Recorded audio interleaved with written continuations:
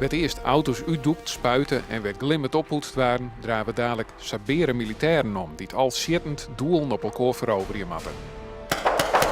Wij gingen met een groep wouden we wat gaan doen. En we liepen er tegenaan dat hier in de omgeving, wat ons betreft, heel weinig keuze is. We moesten uitwijken. Ja, toen dachten we, ja, laten we eens gek doen. Laten we zelf eens kijken of we wat kunnen opzetten.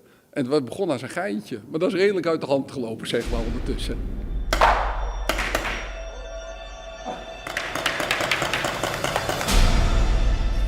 Is het net heel gewelddadig, dit?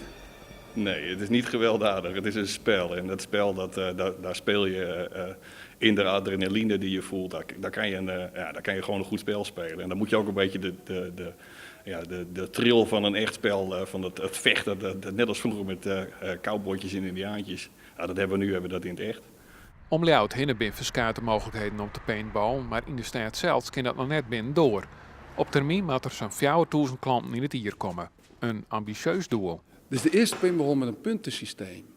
Waardoor we dus spellen van de computer live kunnen spelen. En we proberen zo'n realistisch mogelijke omgeving te creëren, waardoor het zo echt mogelijk wordt en dat het ergens over gaat.